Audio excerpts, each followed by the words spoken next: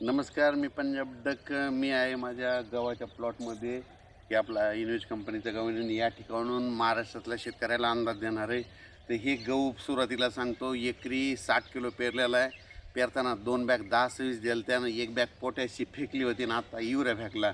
आता माझं अपेक्षित उत्पन्न एकरी 30 क्विंटलच्या पुढे यायलाच पाहिजे तर समाधान आहे, कारण की तुम्ही पाहू शकता असा फोटो आहे. आणि या ठिकाणून महाराष्ट्रातल्या शेतकऱ्याला अंदाज देणार आहे. आज आहे 3 जानेवारी 2026. राज्यात आणखीन 7 जानेवारीपर्यंत असंच ढगाळ वातावरण राहणार आहे, म्हणून हा अंदाज लक्षात घ्यायचा. फक्त काय होणार आहे, पश्चिम महाराष्ट्राकडं जरा जास्त ढगाळ वातावरण राहणार आहे.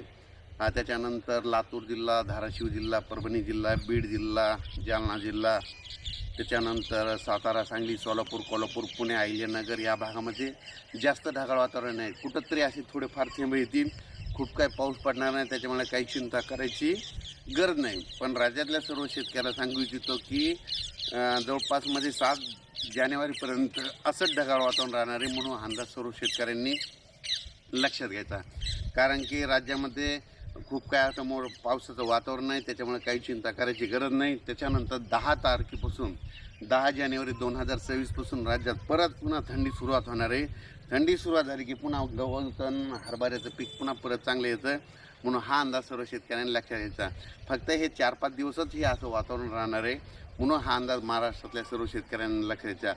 पूर्व विदर्भ, पश्चिम विदर्भ म्हणजे 6-5-11 जिल्ह्यामध्ये वर्धा, नागपूर, भंडारा, गोंदिया, चंद्रपूर, यवतमाळ, बुलढाणा, अकोला, अमरावती, वाशिम, हिंगोली, नांदेड ह्या भागात देखील आजच्याला काय होईल, थोडं जास्त ढगाळ वातावरण राहणार आहे. पण ह्या ढगाळ वातावरणामुळे माझी एक शेतकऱ्याला विनंती, याच्यामध्ये काय होणार आहे, पाऊस वगैरे काही पडणार नाही, पण याच्यामध्ये फक्त धुकं येणार आहे. धुकं जास्त असल्यामुळं काय होतं, फुलाच्या जी पिकं आहेत त्यांना नुकसान होतं. म्हणून माझ्या शेतकऱ्यांनी एक बुरशीनाशक, एक कीटकनाशकाच्या फवारणीचं नियोजन करायला काही हरकत नाही, म्हणून ही अंदाज लक्षात घ्यायचा. पण राज्यात मात्र आणखीन 7 जानेवारीपर्यंत असंच ढगाळ वातावरण राहणार आहे, म्हणून ही अंदाज लक्षात घ्यायचा. आज देखील समजा आज 3, 4 आणि 5च्या दरम्यान पश्चिम महाराष्ट्र, मराठवाड्याकडे जरा जास्त ढगाळ वातावरण राहणार आहे. सूर्यदर्शन देखील काही काही ठिकाणी दिसणार नाही. असं वाटेल की पाऊसच येतो की काय, अशी परिस्थिती राहणार आहे. क्वचित ठिकाणी कुठंतरी थेंब देखील पडतील, म्हणून हे देखील सर्व शेतकऱ्यांनी लक्षात घ्यायचं.